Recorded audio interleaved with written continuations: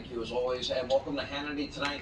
We are tracking multiple major stories, including President Biden's upcoming trip to Saudi Arabia. Now, in 2019, then candidate in the basement bunker, Joe Biden, vowed to make Saudi Arabia pay the price for killing the journalist Jamal Khashoggi, and he referred to Saudi's crown prince as a pariah, proclaimed, quote, there's very little social redeeming value in the present government of Saudi Arabia. All right, Joe, when you go to Saudi Arabia, you're going to stand up and say it right to his face, right to the crown prince's face? Are you going to make him pay the price like you promised? Or will Joe Biden get on his knees and beg and plead and ham and haw for oil that he's unwilling to drill here for in America? The answer is likely obvious. We'll have a lot more on this with former Secretary of State Mike Pompeo, along with a look into Saudi Arabia's attempt to cleanse their toxic image, a multi-billion-dollar golf tournament featuring record-setting payouts to major American golfers, and also tonight, newly unearthed audio that has been extracted from the laptop from hell shows Hunter Biden bragging in his own voice about the influence he has over his father. We got that tape straight ahead. Also, we are monitoring primary results in 4 states, South Carolina, North Dakota, Nevada, Maine, along with a runoff in Texas. We'll keep you posted on the numbers as they come in tonight. And thankfully, the midterms are only 5 months away, and we have a chance to stop the devastating policies of Joe Biden. Now, with Democrats running the entire show in the Washington swamp, this country is now barreling into what will be a prolonged period of economic pain, economic suffering. The national average for a gallon of gas is up yet again for the 18th straight day, now well over $5 a gallon nationally. That's the average. Diesel much higher at nearly $6. We'll have a lot more on this tonight. And naturally, inflation is also still on the rise. The stock market, meanwhile, is plunging dramatically. Guess what? We're back to where Joe started on day one. The Dow Jones, well, averaged down another 150 points today. What is that, 5 days in a row? Significant declines, 4 out of the 5. And tomorrow could likely be much worse. The Fed expected to once again raise interest rates, either a half point or a massive 3/4 of a point interest rate hike, and will continue to hike rates for the foreseeable future. Goldman Sachs predicts as many as 11 in the next 2 years combined. And that means, well, new home sales will go down, new home construction, yeah, that's about to come to a standstill. Sales of existing homes will plummet, home values, sorry, I know many of you recently gotten valuations, they will head south fast too as well. Remember, the higher the rate, that means fewer loans, that means fewer Americans that will be out there buying houses. Now combine that with the spiking inflation, spiking gas prices, this country, we are all headed into a very scary place. Already 2/3 of the country is living paycheck to paycheck. A former Obama economic advisor, I don't always agree with him, but he's been right on every item up to this point as it relates to Biden's economy. Lawrence Summers predicted that a recession is imminent in the next year or two. And remember, Summers was the one that accurately corrected the administration, predicting that the current inflation crisis was in fact real when they were saying it was only transitory. So now with everything imploding around him, well, Joe Biden, your president, is outraged, not about the economy. He seems to think that his economic policies are a historic success. No, today Joey was mad at you, we, the American people, for complaining about the inflation his economic and energy policies caused. He's mad at us. Why are you mad at me, Joe? Take a look. I don't want to hear any more of these lies about reckless spending or changing people's lives. Joey's mad. He's all animated today. Joey must have must have had his Wheaties this morning. In fairness, it wasn't just Biden's out-of-control spending that caused inflation. It was Joe's war on the oil and gas industry on behalf of course, the climate alarmist cult that is the New Green Deal Socialist Party that he is beholden to. And by the way, I keep coming back to oil and gas. Why? Because energy independence is the single #1 best thing that we can do to bring down the costs at the pump and lower diesel prices. You lower diesel prices, that lowers the price of every item you buy at every store you shop at. And that's not going to happen. This administration, they put their priority on the climate alarmist cult, not on you, we, the American people. Just listen to what Biden's climate czar, the John Kerry, had to say on Friday. Take a look. Energy security worry is driving a lot of the thoughts now about, oh, we need more drilling of gas, we need more drilling of this, we need to go back to coal. No, we don't. We absolutely don't. And we have to prevent a false narrative from entering into this, or, again, pun intended, we are cooked. All right, Kerry, like everyone else in the climate cult, wants gas prices to be high. All is a means to an end. They want you to consume less energy. They want you to travel less. They want to force you to buy an electric car. And just last week, Biden's Energy Secretary Jennifer Granholm said that Americans could save money on gas by purchasing a $60,000 electric car. Everybody got an extra 60 grand laying around? I think we need to hire deprogrammers for these climate-obsessed cult maniacs. This climate socialist cult has so indoctrinated all of them, they have lost every bit of common sense that they ever had, if they ever had any. The simple answer, we have a solution. Go back to the Trump policies of energy independence. That would mean they would need to greenlight the Keystone XL pipeline. We can get 900,000 barrels of Canadian oil a day. That'll help lower the price at the pump. That's an easy one. The Alberta Premier said it would be done by now if Joe didn't put a restriction on it. Now we can lift the exploration ban that he put in place in ANWR. We can end Joe Biden's pause on new oil and gas drilling permits on federal land. And we can get out of the Paris Climate Accords, which, oh, that's right, China and India are called developing nations and pay little to no money, and we pay the bulk of the monies, and meanwhile we reduce carbon emissions more than any other country in the industrialized world. And by the way, Joe can lift restrictions that he put on fracking.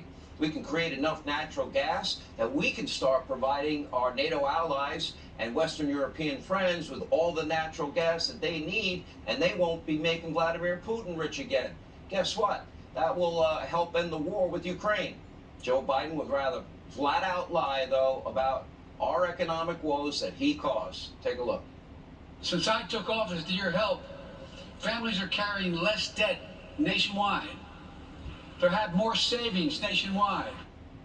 That's not true at all. Take a look at your screen. This is from CNBC. Quote, Americans now have an average of $9,000 less in savings than they did last year, according to News Nation. Quote, as inflation goes up, so does America's credit card debt.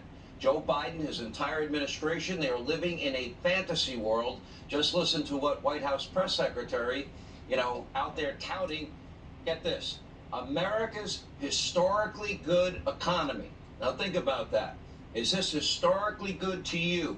How do you feel when you fill up your tank? How do you feel when you go to the grocery store? How do you feel when you go to Lowe's and Home Depot? How do you feel when you go to the drugstore?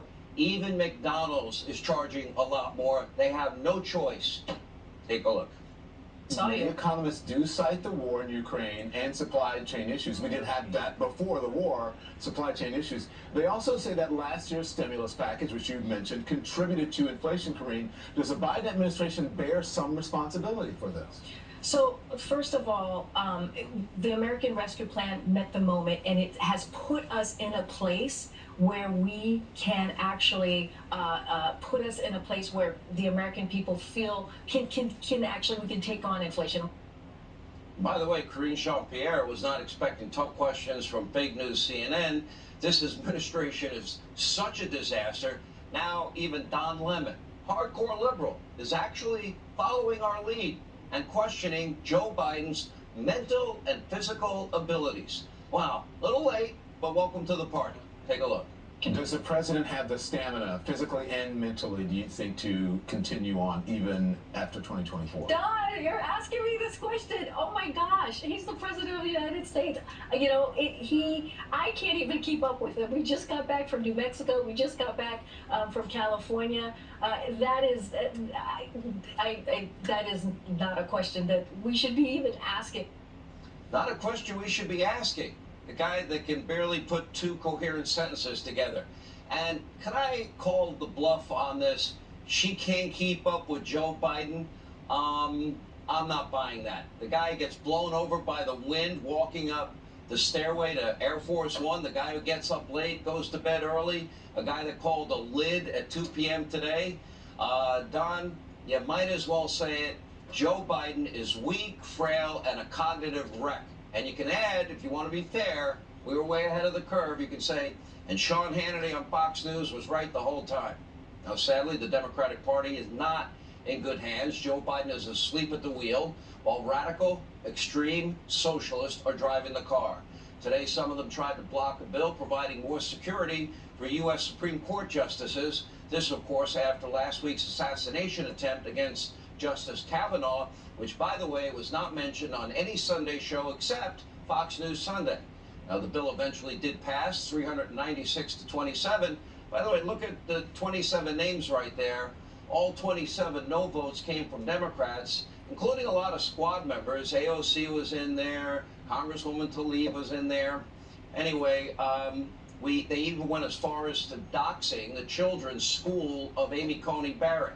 This after the assassination, attempt was discovered by law enforcement. Here with reaction, the host of the Monica Crowley podcast, Monica Crowley herself, along with the author. His new book is out soon. You want to get an early copy, Amazon.com, bookstores everywhere. It's called Suppression, Deception, Snobbery, Bias, Why the Press Gets So Much Wrong and Just Doesn't Care. Ari Fleischer with us. And last but certainly not least, he deserves his own media show, our own Joe Conscious with us. Monica, let's start with you. Okay, you look at the state of the economy. How do you make the case? Point to one thing that I must be missing. Because every indicator I see tells me that this is an economic disaster. Record high gas prices, 42-year high of inflation.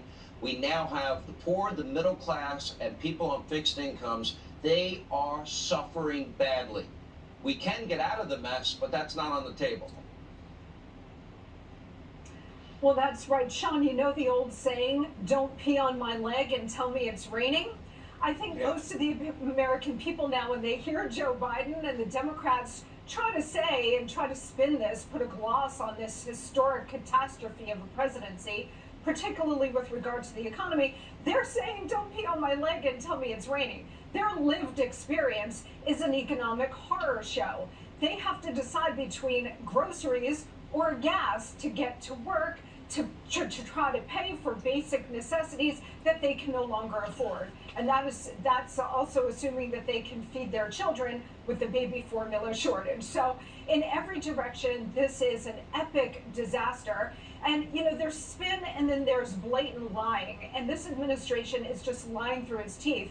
But you know what, Sean? The Democrats, including Joe Biden, have gotten away for so long with lying to the public and having the press and the public just lap it up unquestioningly that he thought that he could get away with it.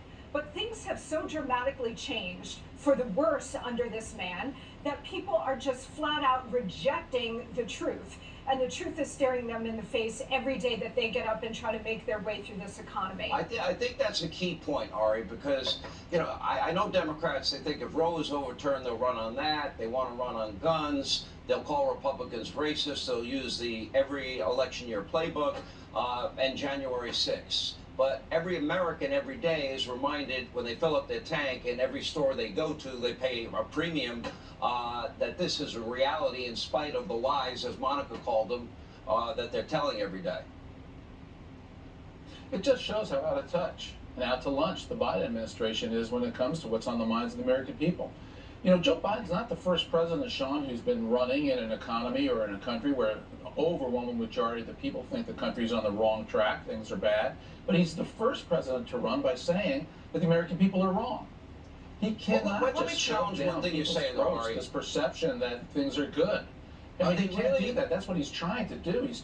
Go ahead. Are they really out of touch, meaning the Biden administration, or do they really believe deep down in their hearts that somehow, if they force Americans and get them off fossil fuels, that they're saving the world while they're making Iran and OPEC nations and Saudi Arabia and maybe even Venezuela rich? Do they believe it? Do they really think they're saving Mother Earth? I think what they really believe is that the economy's good because unemployment is low. And historically, people responded to unemployment numbers. But Joe Biden is kind of like a World War I general in France. You know, the problem was Germany, so build the Maginot Line and prevent Germany from attacking. Well, Germany went right around the Maginot Line and invaded through Belgium into France and started World War II. The issue is inflation. It's not unemployment. And that's what Joe Biden doesn't understand. So when he talks about all these other issues, the American people are sensible, they get it, they know what's going on in their lives. It's economics, and it's inflation, and it's killing the American people. Did you ever think, Joe Concha, that you'd hear Don Lemon, liberal that he is, and I don't know if he calls himself a journalist. If he does, it's a joke. He's a talk show host. He's just not honest about it if he doesn't tell everybody. But he said, he's asking the question of Karine Jean-Pierre. Does the president have the stamina physically and mentally, do you think, to continue on even after 2024? Don Lemon is asking that question. Now, he could have said, I think Sean Hannity on Fox is right. He forgot that part. But he's asking the question, even the left, as I've been saying, they all see it, but they don't say it. Well, Sean, to answer your question, Don Lemon has called himself a serious journalist before, so Okay. there's that. Look, there has never been, and I understand she's new, but there has never been a more unsteady, unconfident, unprepared press secretary quite like Karine Jean-Pierre. She couldn't be the spokesperson for Mayor Quimby or Mayor Goodway, all right? She continues to read most of her answers from a binder during the press briefings, right? I mean, not just like looking down at notes, but we're talking about like whole paragraphs. John Kirby should be in that position. He's probably the most competent, articulate person within the administration, but Karine Jean-Pierre was chosen for other reasons. And in the end, Joe Biden is officially polling at the lowest numbers of any first-term president in polling history. We're talking about from Truman to Trump. And the guy who got more votes than anyone else in history is now polling lower than anyone else in his position at this time in his presidency. And look, when you're seen by the American people as too old and not mentally sharp for the job, that is a perception that is impossible I don't know. to undo. Maybe there's a side, though, just to play devil's advocate here. When Karine Jean-Pierre says that she can't keep up with Joe Biden, maybe we're just not seeing that energetic Joe part. Maybe we're missing it. Maybe there's a side of him they've been hiding the entire time. There's a schedule that's out every day of what the president does on a daily basis. And as you said, call to it at 2 o'clock, and you just don't see the work ethic. At least if he looked like he was putting in the effort as he is approaching age 80, then you could say, well, at least he's trying. But he shouldn't, look, at this point, even, who was it? David Axelrod, right? CNN also said that the prospect of a second-term Joe Biden, who will be closer to 90 than 80, being president of this country, given the energy level and given his mental capacity, is a prospect that even Democrats are saying we don't want any part of. The bottom line is, to quote the president, he said today, I've done everything in my power to blunt Putin's price hike. This person, or at least his handlers, think the American people are several flavors of stupid. Stop it with the Putin price hike already. It's been going on for nearly 17 months. Inflation going up and gas prices going up, Sean. Monica, even the left, even the New York Times is raising the question of this guy can't run in 2024. We all know the truth now. Things are really bad. We're going to get shellacked in November, and we don't want to get killed in 2024 also. I think this is a united Democratic Party effort. Do you agree? And when you look at the bench, you got what? Pete Buttigieg, Kamala Harris, Amy Klobuchar, Elizabeth Warren, Bernie Sanders counted himself out. Who do they have? Yeah, losers all, Sean, so none of them are going to be the nominee. Look, you don't get articles like what we just saw this weekend in the New York Times questioning Joe Biden's fitness and quoting Democrats on the record, including David Axelrod, saying that absolutely he cannot run again, he cannot be the nominee, unless the Democrat power brokers want him gone. So it's clear that they want him gone, and the question is, how are they going to maneuver this, and who are they going to install? Is it going to be Mrs. Obama? Is it going to be Hillary Clinton? It's got to be a heavyweight because they cannot afford to lose that next election. What are your thoughts, Ari Fleischer? It's going to be up to the Democrat primary voters. Nobody can install anybody. Well, but I give wrote me some names that might Fox work for them. News.com to. I think they're Well, I think there's some governors. I think there's some governors out there who have not run before. They're younger. That's going to be a new generation of Democrats. But then you can't rule out the Democrat socialists. Will AOC run? You know, you're going to have 28 Democrats run in 2016. We may have another support 28. that. I'm sorry, in 2019 and 20. I we may have endorse another number just like that now. And it's healthy. It is a healthy part of democracy. But the bottom line remains, in 2023, Joe Biden will be a lame duck, and the Democrats are going to breathe a sigh of relief. All right, last question. Joe Concha, you got 30 seconds. Who Yep. are the most promising, the top 3 most promising Democrats, assuming Joe doesn't run in 2024? Well, you have the governor of Kentucky right now that certainly is polling pretty high in a red state, right? Basher. So that's one, I would think. But then again, we've seen before in 2020, and I know I only have 15 seconds at this point, when more moderate governors from the Democratic Party run, the left wing, the AOC wing, makes sure that they don't get anywhere near the nomination. So it's hard to tell at this point. Maybe Hillary Clinton, as crazy as that sounds, given the competition, could be your next nominee, Sean. Well, they'd probably push her through. Okay, that's a bad choice. Anyway, thank you all. Good to see you. Ari, we're looking forward to your book. All right, when we come back, the Biden administration continues to fail you, the American people, on pretty much every front. Midterm elections cannot come soon enough. Our good old friend, John Kennedy from Louisiana, he weighs in. I'm sure he's got a phrase or two that'll probably knock your socks off straight ahead. All right, as we've been pointing out, the Biden agenda failing on every front. Now, tonight, as stocks continue to sink, that means your retirement money, your 401k, etc., prices continue to rise. Inflation at a 41 two-year high. Biden's approval crashing. Mortgage applications are now at a 22-year low. Now, why would that be important to you?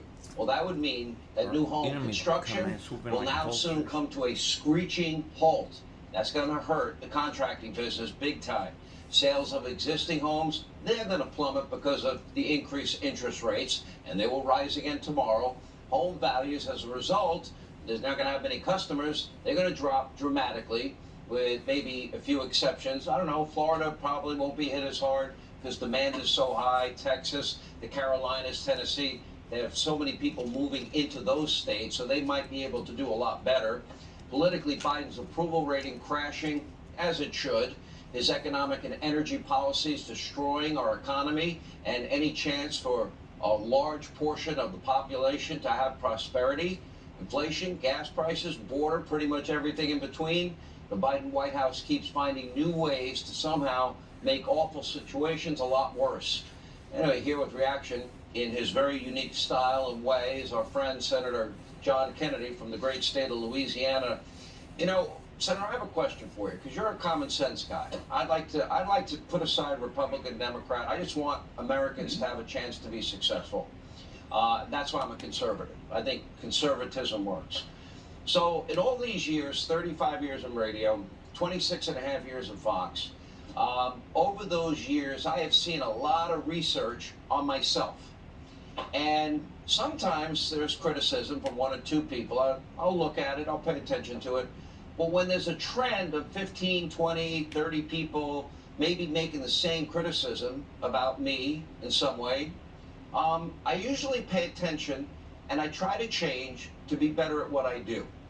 Now, if you have record high gas prices, you know, that we've never seen before, now over $5 a gallon, and record high inflation, the obvious answer would be to change. Go back to the policies that you inherited that work. Why won't Joe Biden and his party even consider the policy change shift that would be needed? Sean, I don't know. Some of my Democratic colleagues have raised age as an issue for the president. In my judgment, age is the least of the president's problems. If he doesn't run for re-election, in my opinion, it will be because of his unpopularity. I don't think I'm unlike most Americans. I think about 90%, I know about 90% of my personal and political philosophy is don't hate, don't hurt someone unless you have to defend yourself, don't take other people's stuff, and leave me alone. And President Biden obviously disagrees. He and his administration are constantly screwing with the American people, telling them how to live their lives. And they do so in a way that does not improve the lives of most Americans. I'll give you a few examples. President Biden and the Biden administration sit the Department of Justice on parents who care enough about their kids to go to a school board meeting and ask questions. The Biden administration called the people of Florida a bunch of bigots because they don't want government talking to their 5-year-old children about sexuality. The Biden administration called the good people of Georgia racists because they believe that you ought to have to prove you are who you say you are in order to vote. Just today, President Biden gave a speech, and here's what he told the American people. He told the American people that their 401ks have crashed, and the gas has gone from $2 to $5 because the economy is so good. No one believes that. No one believes that.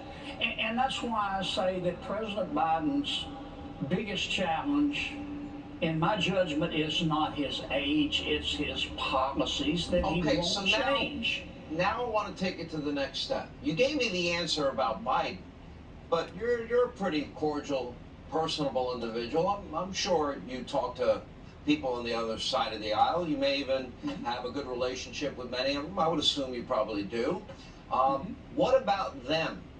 What are they saying about the high gas prices? What are they saying about Joe? What are they saying about inflation? What are they saying about, the state of the economy, the border, all of these issues? Are they not seeing what is so plainly obvious to everyone else? Well, when it becomes time to talk about President Biden's policies, you couldn't find, well, let me put it another way. Dog the bounty hunter couldn't find most of my Democratic colleagues when you want to talk about President Biden's administration and his. Well, wait a minute, but Joe Manchin, Kristen Sinema, they seem to be people you can work with. They seem reasonable. They bucked their party and they said no, and we're not going along with some of these policies. I give them credit for doing so. They've taken a lot of heat for doing it. Yes, but they don't criticize the president. Now, maybe they do privately, but what my biggest surprise in the past 6 months, particularly after the Virginia governor's race, is that this administration, instead of course correcting, has doubled down. And at this juncture, I can tell you that most Americans look at this administration, how can I put this? They think Andy has left town and Barney is in charge, or maybe Otis. They're young kids. Otis the drunk. No, they just there are don't some people that have understand. no idea that you're talking about Mayberry, USA. They don't know. Well, they should watch the series. They might learn something. They might. It's interesting, and I've said this before. It's worth repeating in my view. After the midterm shellacking and Hillary care failed and they didn't have a good first midterm, Bill Clinton in 1994, when the Republicans came to power on the contract with America, Newt Gingrich's vision, Bill Clinton then adjusted. The era of big government is over and it's the end of welfare as we know it. He also had what we describe as a sister soldier moment. I don't see that capacity in any Democrat but for the two I mentioned. Do you? No, but here's the difference between the Clinton and the Biden administrations. President Clinton appointed what one commentator called this week a bunch of high IQ stupid people. In other words, they were well educated but no common sense. President Biden has appointed whack jobs. I mean, it's like these people dropped acid in an outback parking lot. You can't reason with them. They are just so woke, and that's the difference, in my opinion, and why they haven't course corrected. All right, Senator, we need you back in the Senate. I know the good people of Louisiana will gladly pull the lever for you and vote for you. We appreciate you being with us. Thank you. All right, straight ahead, Biden's massive flip-flop. He's going to Saudi Arabia. He's going to beg for oil after he called the kingdom a pariah during the Trump years. Well, former Secretary of State Mike Pompeo weighs in, and later, Hunter Biden caught on tape bragging about his power over his father. We'll play it coming up. All right, now despite labeling Saudi Arabia a pariah state, Biden next month is going to make a visit to the kingdom and meet with the crown prince amid surging prices at the gas pump. Now, my bet is that Joey, your president, will be begging the Saudi prince for oil and to increase production, and not mention the killing of journalist Jamal Khashoggi, which Biden tried to somehow blame Donald Trump for at one point. Now, meanwhile, controversy continues to swirl around professional golf as high-profile players like Phil Mickelson, Dustin Johnson are leaving the PGA Tour to play for the new LIV Tour, which is backed by the Sovereign Wealth Fund of Saudi Arabia. LIV Tour is reportedly offering these players over $100 million in guaranteed money, along with huge tournament prizes for the winner, bringing an era of free agency and player mobility to that sport. You may remember back in 2019, Biden said this about the Saudi kingdom. Take a look. The CIA has concluded that the leader of Saudi Arabia directed the murder of U.S.-based journalist Jamal Khashoggi. The State Department also says the Saudi government is responsible for executing nonviolent offenders and for torture. President Trump has not punished senior Saudi leaders. Would you? Yes, and I said it at the time. Khashoggi was in fact murdered and dismembered, and I believe in the order of the Crown Prince. And I would make it very clear, we were not going to in fact sell more weapons to them.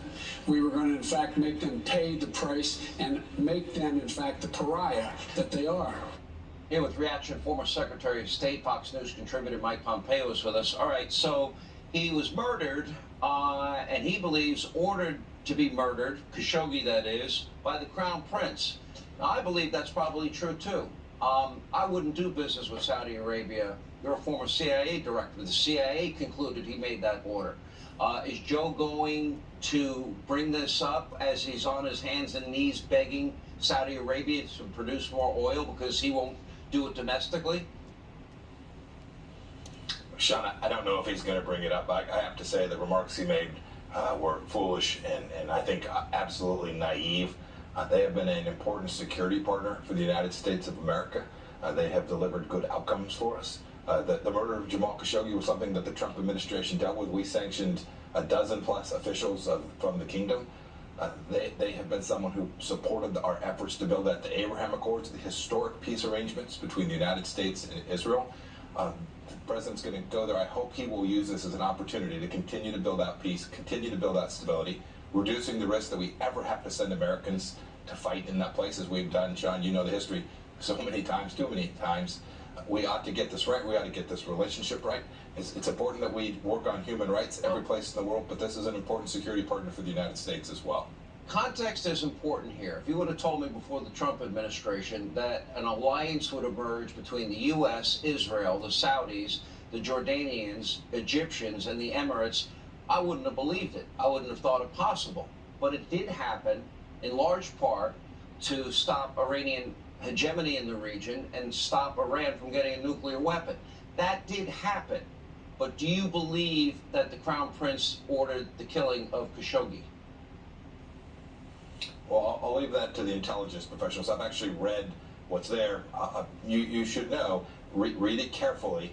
There are still lots of questions about what transpired there, other than the fact that we know there was a murder, and we were highly confident during my time in service that the dozen people, I think it was 13 maybe, Sean, that we sanctioned, were connected to that in a serious way. And we did what America always does. We hold those responsible for this kind of heinous activity accountable. But it's also important to put in context the Middle East, Sean, and America's interest in there. And we were America first. This is what we worked on. The Iranians were holding Americans hostage. They killed 500 plus Americans by a man named Qasem Soleimani. We held him accountable too. We were serious about making sure that every nation respected us. Frankly, I think President Biden has come closer to making an America a pariah state with Middle Eastern partners and friends than we have of making Saudi Arabia one. We have to get these relationships right. They matter. They matter for American trade. They matter for American security. Sean, don't forget, the Chinese Communist Party is active in the Middle East. We can't allow this to be a place that walks away from the United States because we reject them out of hand. I agree with you, but it would matter less if we were energy independent like we were under President Trump. And that raises the question, why is Joe Biden really going there? And I think we know the reason. He's going to beg for more oil. He's been begging OPEC. They finally agreed, but they agreed because it's, what, over $120 for a barrel of oil. They're making a ton of money. They're making a fortune. Maybe you could explain it to me. What difference does it make if you import oil and you're making Russia rich again, or the Iran? Believe it or not, last year Joe took in 1 million barrels of oil from Iran, sending emissaries to Venezuela to talk to that murdering dictator thug, begging OPEC and now begging Saudi Arabia. Doesn't it have the same impact, if you will, on Mother Earth if you drill for oil there or if we do it domestically? And Sean, you nailed it. As America's Secretary of State, America's energy dominance was really important to me. It enhanced our security. We didn't have to beg Maduro. We didn't have to beg the Ayatollah. We didn't have to rely on Vladimir Putin. We could distribute to our friends and partners around the world, so they had to rely on them less as well. It is crazy. I'd frankly rather see the president, rather than go to Riyadh, I'd rather have him go to Midland and get the energy from there. But it is going to take a global supply increase to actually help the American family in the ways that they are feeling so much pain today. Do you think they'll change course? Turning their lights and their electricity at home as well. Will Joe change course? No, I don't. I see no evidence the Biden administration can change course. Their capacity to realize what America wants is proven pretty darn limited, Sean. All right, Mr. Secretary, always love having you. Good to see you, my friend. Thank you. Up next, Hunter Biden, in his own words, bragging about all the power he has over your president. We got the tape. Miranda Devine weighs in straight ahead. All right, yet even more developments tonight in the chronicles of zero experience Hunter Biden, as 2018 audio obtained by the Washington Examiner from Hunter's laptop from hell reveals him boasting about his influence over his father. Listen in his own words. He'll talk about anything that I wanted to, that he believes in. If I say this is important to me, then he will work a way in which to make it a part of his platform. My dad respects me more than he respects anyone in the world, and I know that to be certain. So it's not going to be about whether my dad thinks it's going to affect his politics. And that's not all, because Hunter's ex-wife, Kathleen Beale, is breaking her silence about her marriage to Hunter and his shady finances. Take a look. We've seen images of Hunter, the ones that were on his laptop, looking disheveled. Was that the husband you knew in moments at times? Not at all. He was struggling under a massive drug addiction. You say you weren't really involved in the finances at all. This was one of the harder parts for me to write and to acknowledge. It's embarrassing to say that I ceded all financial control to my husband. Do you know why you did that? I liked the nice things. If you were called to testify, would you have anything to say? No, I have buried my head in the sand. Here with reaction, New York Post columnist and, of course, author of the bestseller Laptop from Hell, Fox News contributor Miranda Devine. So Hunter apparently fancies himself as Joe's best advisor. And whatever he says, apparently Joe does. Do you believe that, number one? And what implications does that have, especially with a grand jury investigating Hunter? Look, we know, Sean, that Joe Biden has said that Hunter Biden is the smartest man he knows. And we know that they're very close, and that Joe Biden has sort of created a Kennedy-esque dynasty with his family where he takes advice from particularly Hunter on all sorts of things, on whether to run, on his political career.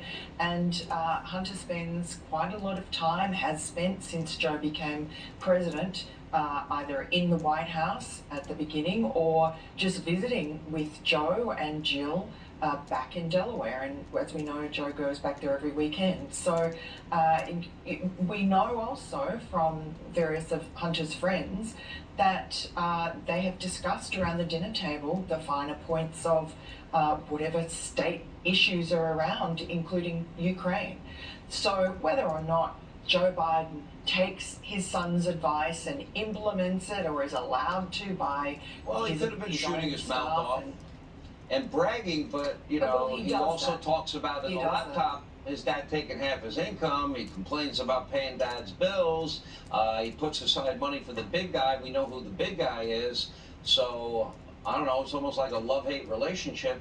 As far as his ex-wife is concerned, she seems shut out of pretty much everything. They would only have blood family photos and she wouldn't be included. This is the wife of Hunter Biden? Wow. Yes, very strange. I mean, her memoir is very gracious and kind. She doesn't really criticize the Bidens, but it's really what she doesn't say. It's the fact that she decided to remove her surname, the Biden name, which had brought her so much privilege and which she had for 24 years of her marriage, longer than she had her maiden name. She went to court to get back her maiden name and get rid of the Biden name. That says a lot. Also, as you say, I mean, she was treated as if because she wasn't a blood Biden, that she was somehow a second-class citizen. Also interesting how surprised she was to see the opulence in which Joe Biden and his family lived, the mansion in Delaware that she was blown away by. Hunter kept on telling her when they first met that he was a middle-class boy. And she said to him, Hunter, middle-class boys don't have ballrooms in their houses. So it's a very different picture. And the fact is, she was getting paid $37,000 a month alimony after their divorce. So she knew that there was money coming from somewhere. It was very convenient to turn the blind eye. But I think what she says is true. Hunter really ran everything in that marriage, and she was sort of shut out of a lot. And pretty much everything about Hunter we all know is a fraud, and he had no experience and got paid a fortune. He probably hid that from everybody, especially her. Anyway, Miranda, thank you. More Hannity right after this. All right, before we go, you may not know it's Flag Day today. Fox News Digital obtained exclusive renderings of a proposed $1 billion patriotic park in Maine that'll feature a 1,776-foot tall flagpole.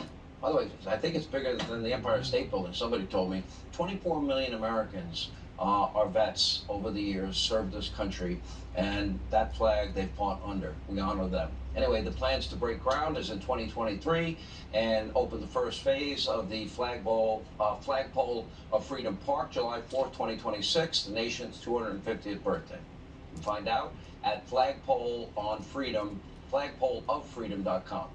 All right, that's all the time we have left. Thank you for making this show possible. Please set your DVR, never miss an episode. In the meantime, let not your heart be troubled. Laura's got a great show. Hannity, I'm so glad you're doing